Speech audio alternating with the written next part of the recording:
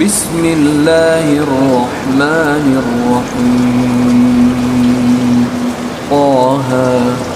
ما أنزلنا عليك القرآن لتشقى إلا تذكرة لمن يخشى تنزيلا ممن خلق الأرض والسماوات العلى الرحمن على العرش استوى له ما في السماوات وما في الأرض وما بينهما وما تحت الثرى وإن تجهر بالقول فإنه يعلم السر وأخفى الله لا إله إلا هو له الأسماء الحسنى وهل أتاك حديث موسى إذ رأى نارا فقال لأهلهم كثوا إني آنست نارا لعلي آتيكم منها بقبس أو أجد على النار هدى فلما أتاها نودي يا موسى إني أنا ربك فاخلع نعليك إنك بالوادي المقدس طوى وأنا اخترتك فاستمع لما يوحى إنني أنا الله لا إله إلا أنا فاعبدني وأقم الصلاة لذكري إن الساعة آتية أكاد أخفيها لتجزى كل نفس بما تسعى فلا يصدنك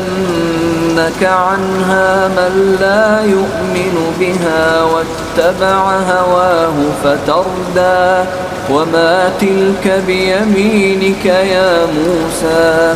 قال هي عصاي أتوكأ عليها وأهش بها على غنمي ولي فيها مآرب أخرى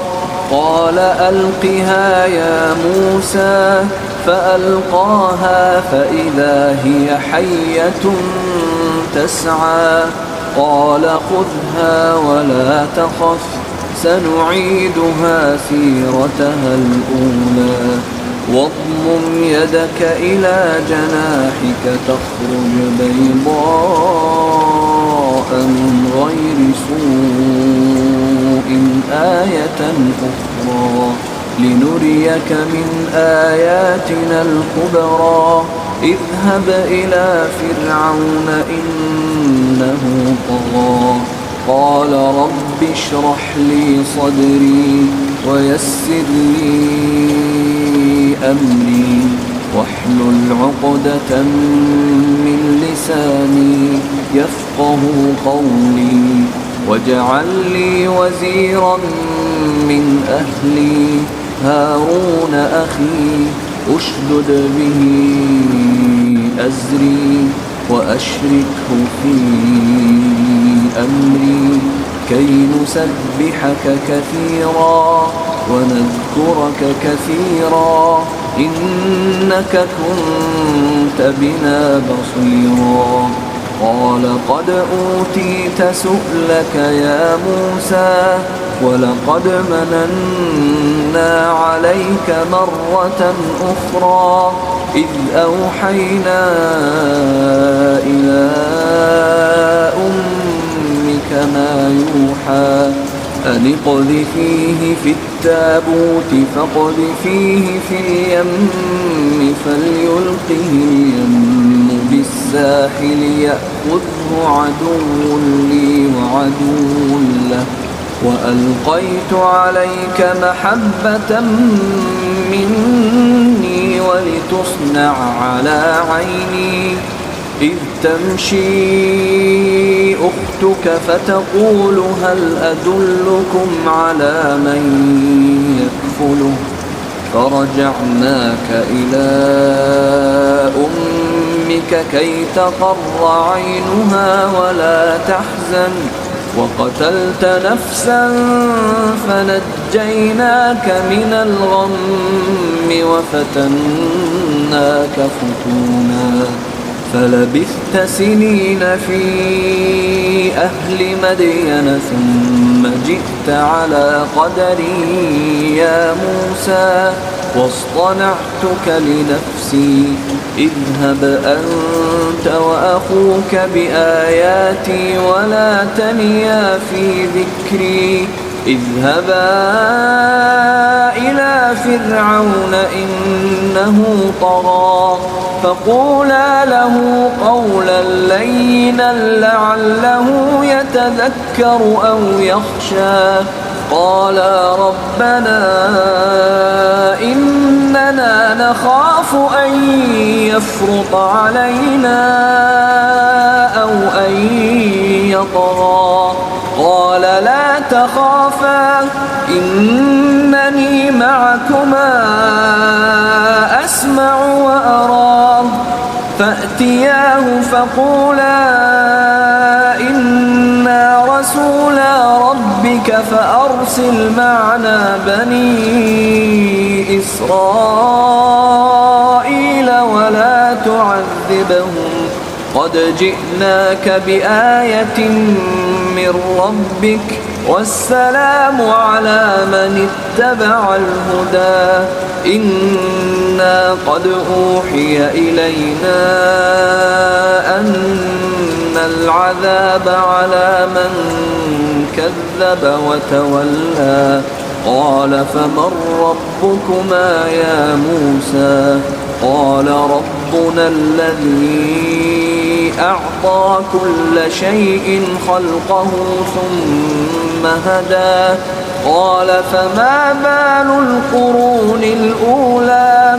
قال علمها عند ربي في كتاب لا يضل ربي ولا ينسى الذي جعل لكم الأرض مهدا وسلك لكم فيها سبلا وأنزل من السماء ماء فأخرجنا به أزواجا من نبات شتى كلوا وارعوا أنعامكم إن في ذلك لآيات لأولي النهى منها خلقناكم وفيها نعيدكم ومنها نخرجكم تارة أخرى ولقد أريناه آياتنا كلها فكذب وأبى قال أجئتنا لتخرجنا من أرضنا بسحرك يا موسى فلنأتينك بسحر مثله فاجعل بيننا وبينك موعدا لا نخلفه نحن ولا أنت مكانا سوى قال موعدكم يوم الزينة وأن يحشر الناس ضحى فتولى فرعون فجمع كيده ثم أتى قال لهم موسى ويلكم لا تفتروا على الله كذبا فيسحتكم بعذاب وقد خاب من افترى فتنازعوا أمرهم بينهم وأسروا النجوى قالوا إن هذان لساحران يريدان أن يخرجاكم من أرضكم بسحرهما ويذهبا بطريقتكم المثلى فأجمعوا كيدكم ثم أتوا صفا وقد أفلح اليوم من استعلى قالوا يا موسى إما أن تلقي وإما أن نكون أول من ألقى قال بل ألقوا فإذا حبالهم وعصيهم يخيل إليه من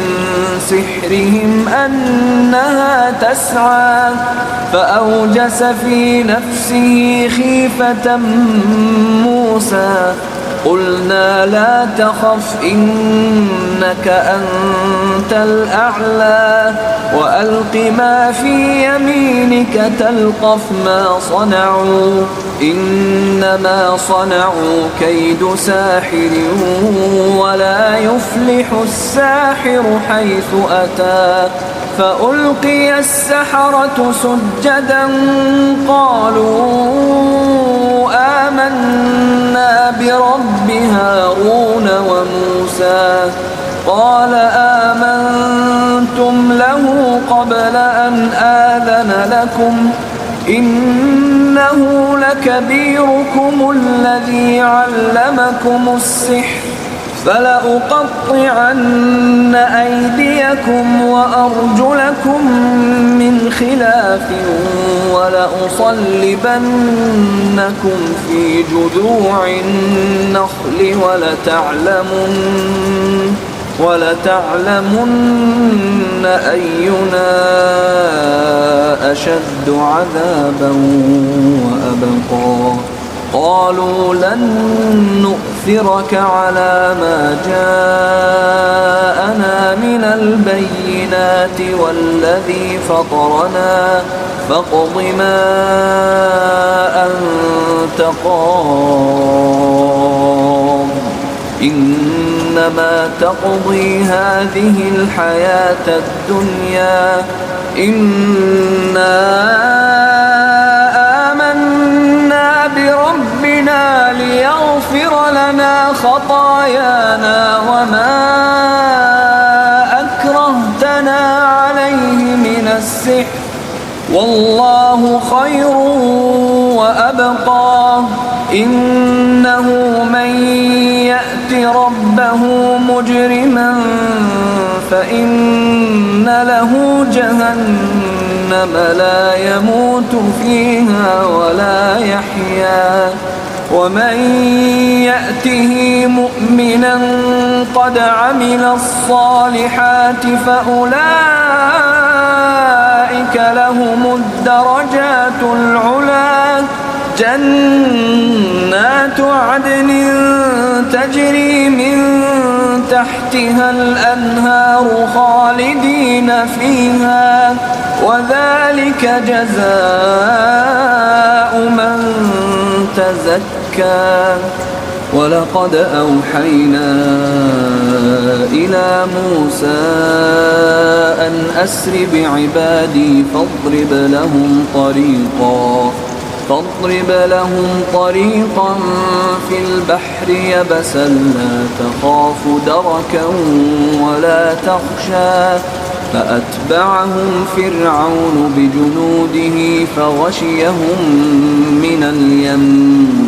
ما غشيهم وأضل فرعون قومه وما هدى يا بني إسرائيل قد أنجيناكم من عدوكم وواعدناكم جانب الطور الأيمن ونزلنا عليكم المن والسلوى كلوا من طيبات ما رزقناكم ولا تطغوا فيه فيحل عليكم غضبي ومن يحلل عليه غضبي فقد هوى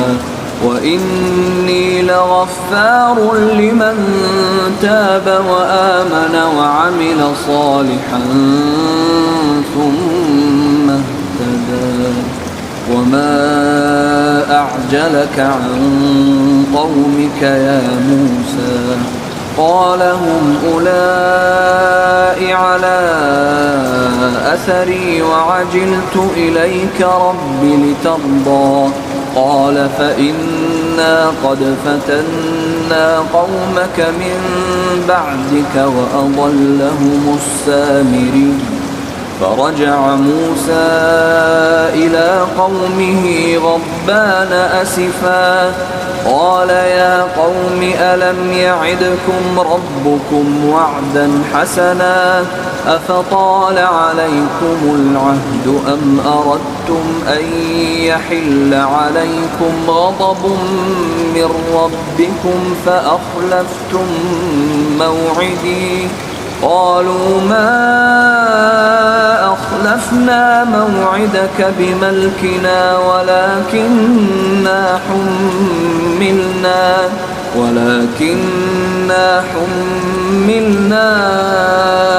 أوزارا من زينة القوم فقذفناها فكذلك ألقى السامري فأخرج لهم عجلا جسدا له خوار فقالوا هذا إلهكم وإله موسى فنسي أفلا يرون ألا يرجع إليهم قولا ولا يملك لهم ضرا ولا نفعا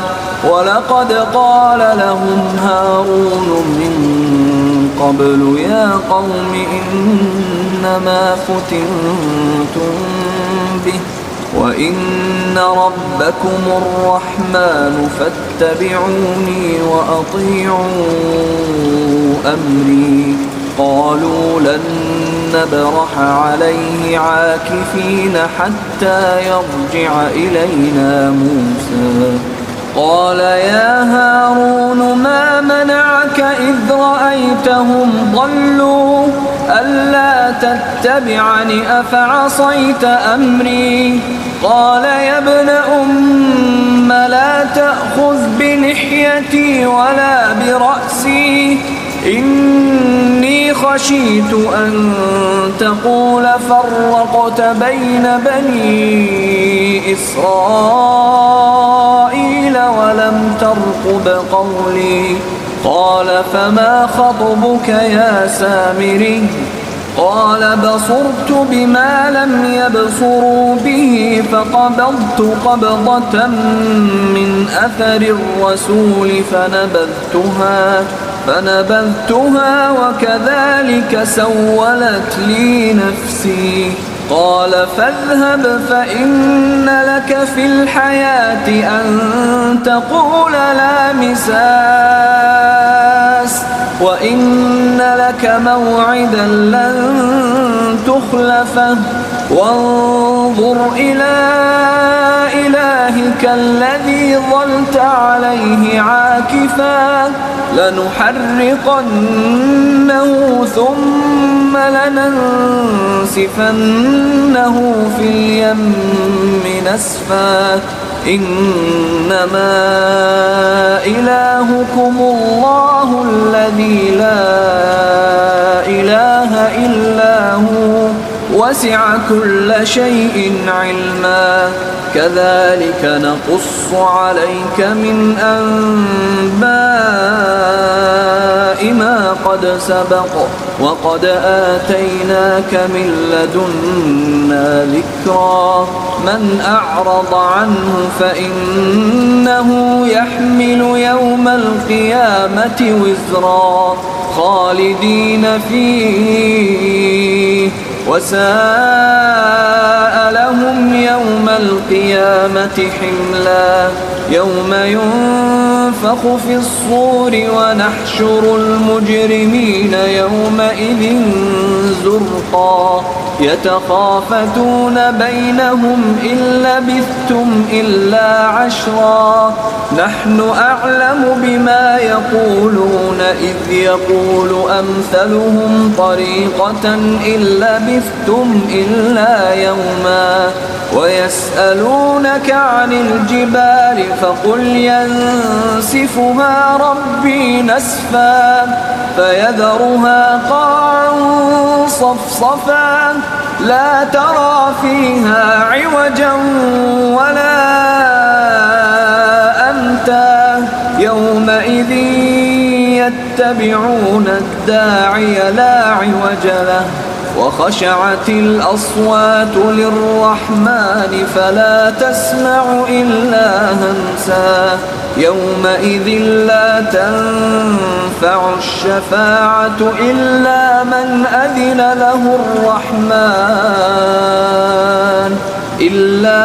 أذن له الرحمن ورضي له قولا يعلم ما بين أيديهم وما خلفهم ولا يحيطون به علما وعنت الوجوه للحي القيوم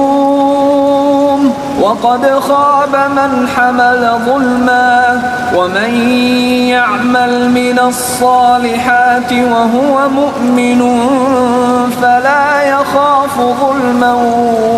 ولا هضما وكذلك أنزلناه قرآنا عربيا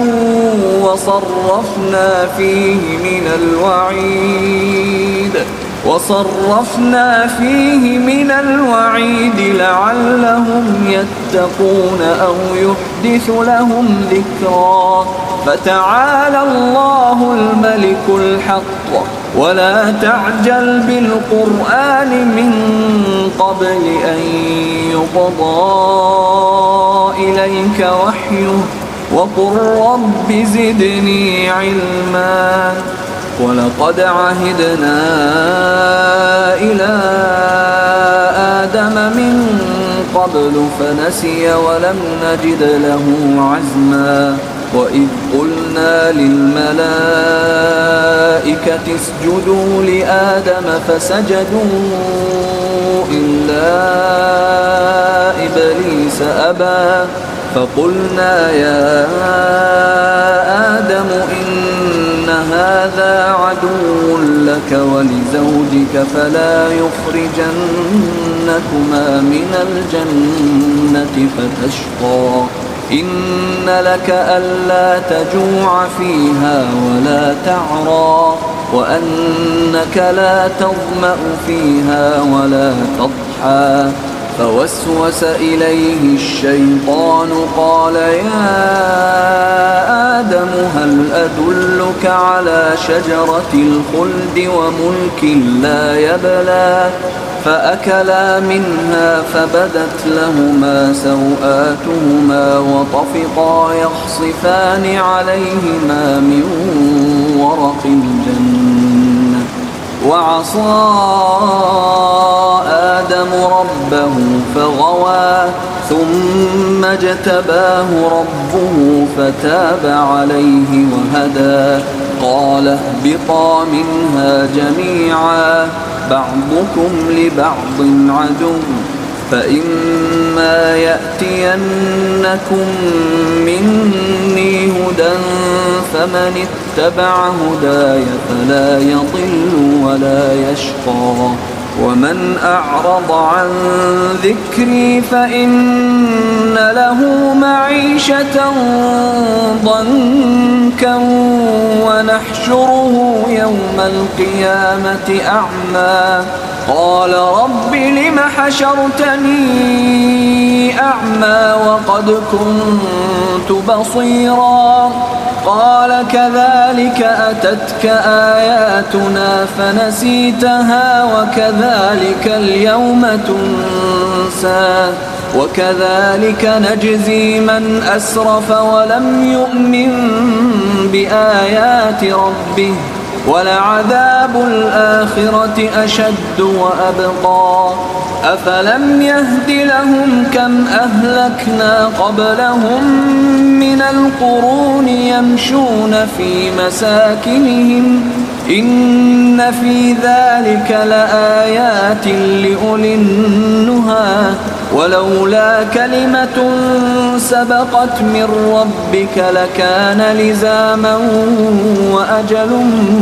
مسمى فاصبر على ما يقولون وسبح بحمد ربك قبل طلوع الشمس وقبل غروبها ومن آناء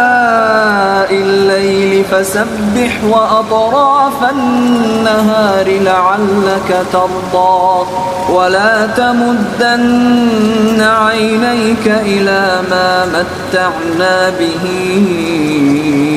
أزواجا منهم زهرة الحياة الدنيا لنفتنهم فيه ورزق ربك خير وأبقى وأمر أهلك بالصلاة واصطبر عليها لا نسألك رزقا نحن نرزقك والعاقبة للتقوى وقالوا لولا يأتينا بآية من ربه أولم تأتهم بينة ما في الصحف الأولى ولو أنا أهلكناهم بعذاب من قبله لقالوا ربنا لولا أرسلت إلينا رسولا فنتبع آياتك من قبل أن نذل ونخزى قل كل متربص فتربصوا فستعلمون من أصحاب الصراط السوي ومن اهتدى